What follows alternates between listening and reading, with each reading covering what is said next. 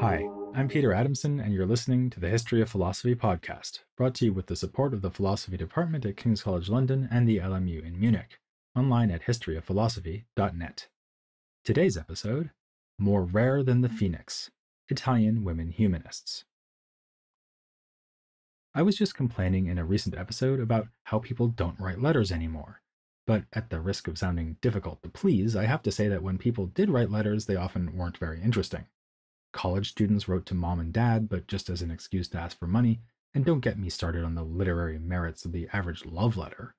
It's for good reason that we say they are full of sweet nothings. The letters of Italian humanists are another case in point.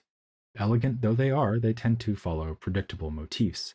There's the epistle of consolation, sharing in the grief of losing a loved one before saying it's time to pull yourself together. Then there's the letter in which the recipient's eloquence is extravagantly praised, and the response to such a letter, where the done thing is to respond with even more extravagant false modesty.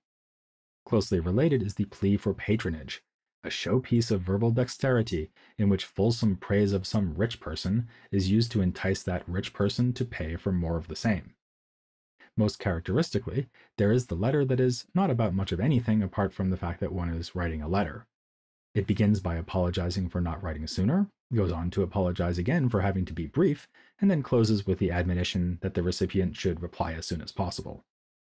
Renaissance rhetoric is at its purest when it uses beautiful, well-balanced Ciceronian sentences to say nothing.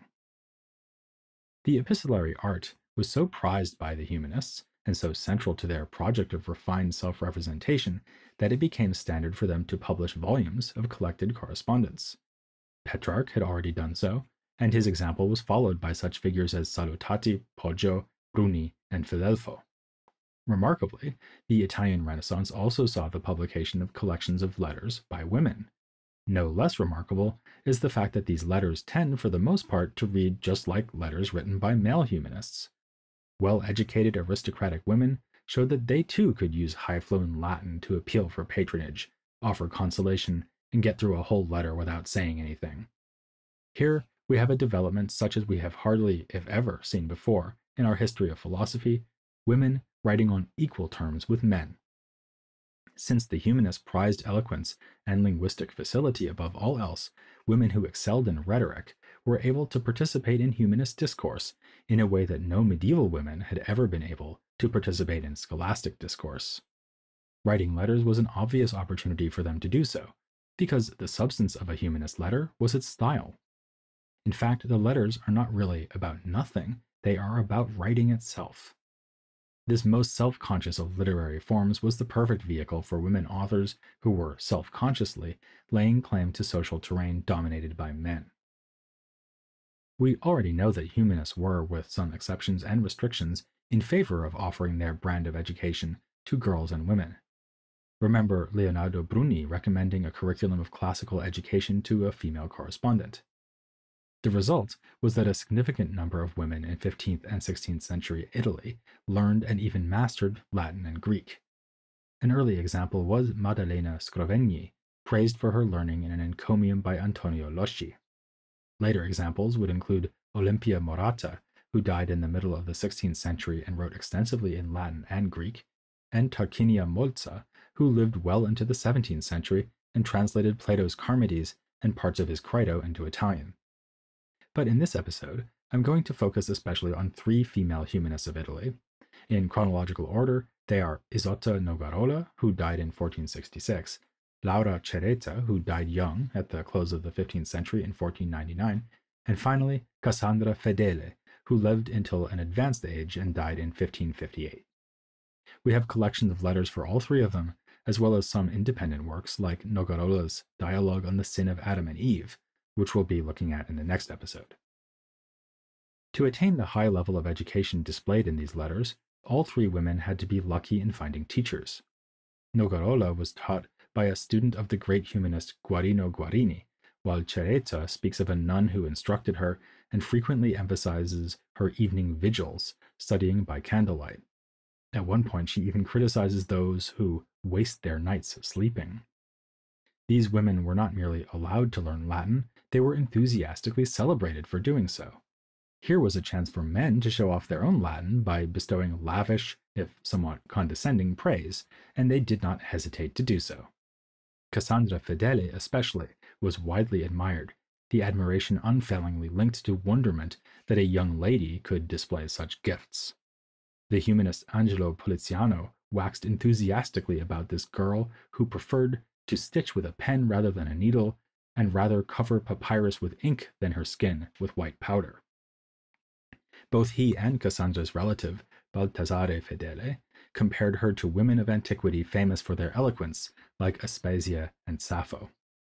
Baltasare added that she was more rare than the phoenix, combining proper female virtue with the intellectual abilities more usually associated with men. Others praised her as a unique glory and jewel of the female sex, as having surpassed her sex, and as proving that a manly mind can be born in a person of the female sex. One might wonder whether all these admiring men were laying it on a bit thick, even by the standards of humanist encomium.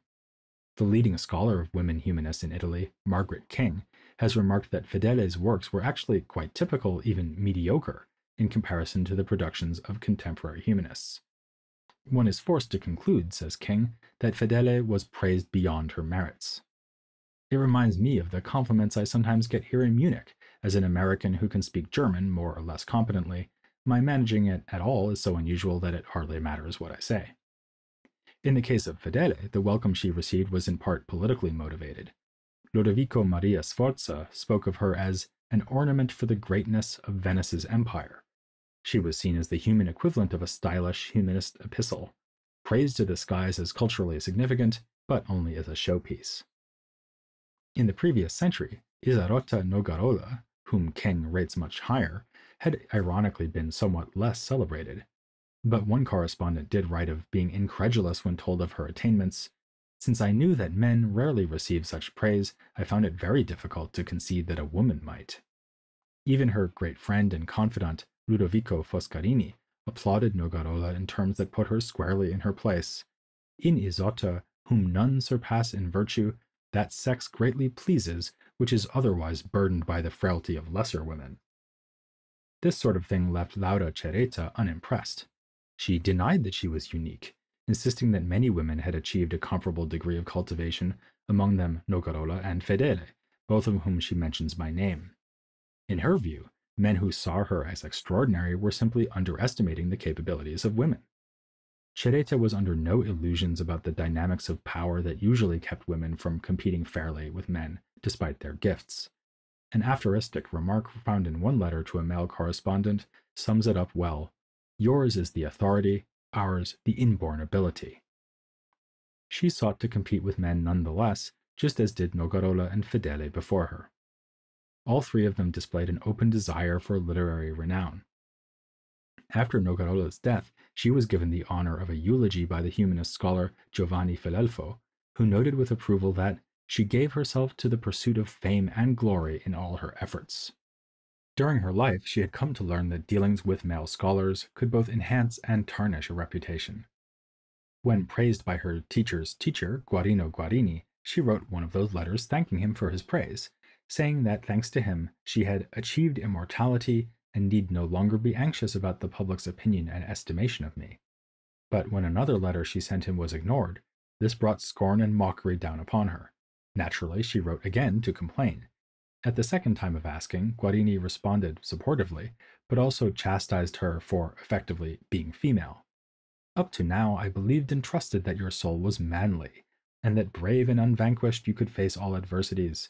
But now you seem so humbled, so abject, and so truly a woman, that you demonstrate none of the estimable qualities that I thought you possessed. Cassandra Fedele was equally concerned with her own reputation, and saw her quest for glory in terms Guarini might have recognized, as a kind of transcending of gender boundaries. She wrote, "At the beginning of my labors, when I had abandoned feminine concerns and turned to those pursuits that pertain not only to honor during this brief life, but to the enjoyment of God's majesty, I considered that I would find immortal praise among men, and so my goal has been to exercise my virile, burning, and incredible, though not improper, I hope, desire for the study of the liberal arts, so my name will be praised and celebrated by excellent men." And elsewhere, more succinctly, it is a very sweet victory indeed to outstrip men of eloquence. As for Laura Cereta, early in her career, she too sought to win acclaim for her literary skills, at one point expressing the hope that she would be a second Laura to achieve immortality, the first being Petrarch's beloved. Like Nogarola, she suffered from a degree of envious criticism, especially in response to an early satirical work, a funeral elegy in honor of a donkey, which she admitted was written out of a desire for fame. But as she matured, Cereta came to see this as a hollow pursuit. We should study the liberal arts to become virtuous, not to win praise. Indeed, all three of our protagonists face questions about their ultimate goals after establishing a humanist pedigree. Learned women were forced to choose between family life and the life of the mind. A vivid example is provided by Isotta Nogarola and her sister Genevieve. Whereas Genevieve's literary activities stopped as soon as she was married, Isotta was able to continue her studies, but only by swearing herself to lifelong chastity and residing with a male relative. In keeping with this pious and ascetic lifestyle, she started to focus more on religious literature like the Church Fathers, whose influence shows itself increasingly in her writing. Cassandra Fedele, too, was aware of this problem and admitted to facing a choice between scholarship and marriage, and so it proved. After marrying in 1499, she produced little in the way of a literary legacy in the last half-century and more of her life. On this score, Laura Cereta is the exception that proves the rule, because she did marry, but her husband died soon thereafter.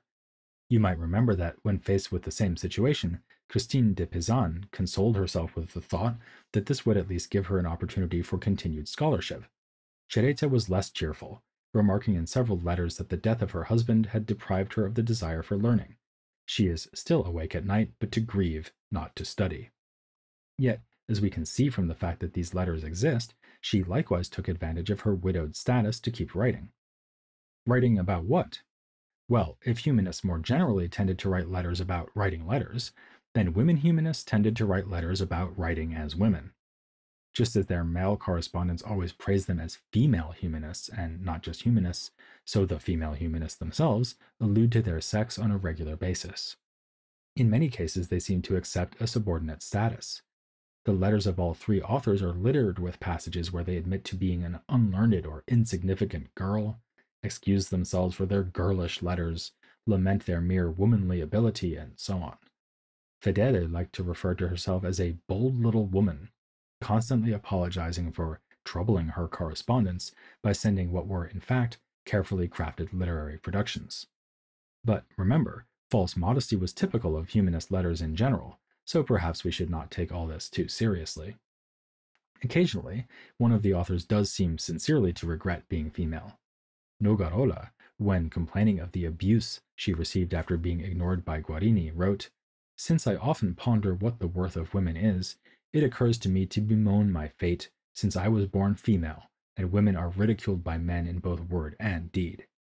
But even here, the blame falls more upon the envious men, a theme she sounds elsewhere when complaining about men who consider learning and women a plague and public nuisance.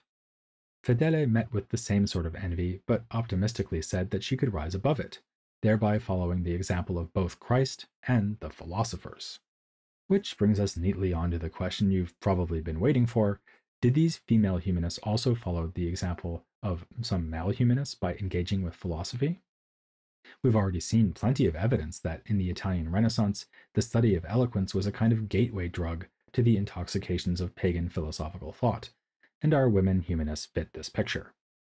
The scholar Laura Curini advised Nogarola to build on her humanist studies by delving into Aristotelianism, the works of the scholastics, and even the writings of thinkers from the Islamic world, like Avicenna, Al-Ghazali, and Averroes.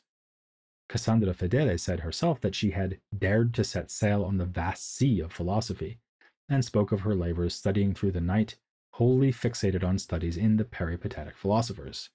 She was praised for her resulting philosophical facility by no less a judge than Angelo Poliziano, who thought she could compare favorably with Pico della Mirandola. Unfortunately, we don't see too much direct evidence of that facility in the letters. Fedele does make a joke about Aristotelian logic at one point and refers in passing to philosophical issues, like whether rhetoric can overwhelm free will with its persuasive power. She's also acquainted with a range of ancient philosophical figures whom she tends to see through rose tinted glasses. Thus, she presents the pre Socratic philosopher Empedocles in unduly optimistic terms, with his principle of love as a force that binds the universe together. She omits to mention that he posited a second principle, strife, that tears it apart. Similarly, Epicureanism appears in a form made suitable for use by Christians, as Fedele manages to make Epicurus a spokesman for the notion that we should not seek happiness in this life. Laura Cereta, too, presents an expurgated version of this particular Hellenistic school. She takes Epicurus's chief teaching to be a rejection of the passing pleasures of this life, and even admires him for teaching that happiness comes from virtue rather than pleasure. That sound you hear is the hedonist Epicurus rolling over in his grave, or at least it would be if Epicureans thought it possible to survive death. While Cereta earns no marks here as a historian of philosophy, she scores points as a philosopher in her own right. She has ascribed to Epicurus the idea that the pleasures of this life are transient and thus ultimately empty. As she puts it in the same passage, bodily pleasures grow old, but we want goods that are permanent. This ethical principle is, of course, a familiar one and does go back to antiquity, albeit more to the Platonists than to the Epicureans. But it also relates to an abiding concern more distinctive of Cereta, which runs throughout her letter writing career, the question of the attitude we should take towards time and change. In fact, her views on this question themselves change over time. In earlier letters, she is very much concerned with the best use of time, which she sees as a kind of scarce resource. Hence the aforementioned advice not to fritter away your valuable time at night by sleeping. Hence, too, complaints she makes about her limited time for study given domestic chores.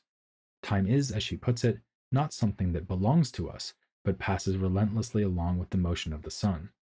So, in this phase of Cereta's career, we can see her as exemplifying a more general tendency in the Renaissance and early modern Europe to think of time as a resource or commodity, one that can be squandered or used wisely, and for her the best use of time is the study of the liberal arts and philosophy.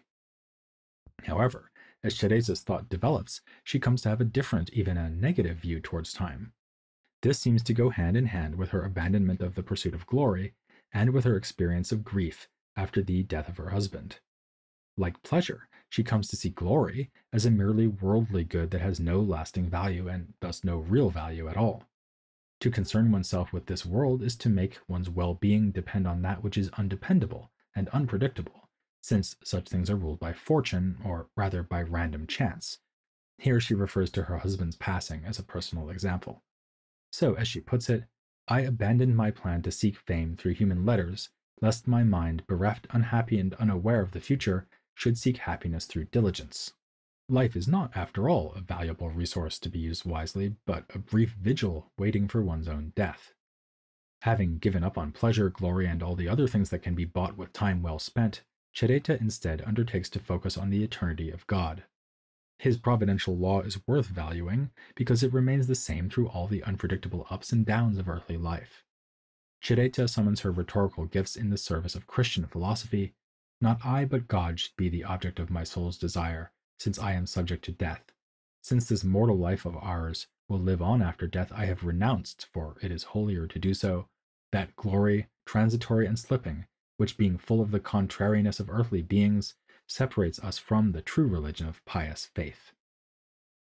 This is only one example of the less obvious philosophical themes that might be teased out of the works of women humanist authors, and I'm all for uncovering less obvious philosophical points, of course, but we shouldn't forget the obvious ones.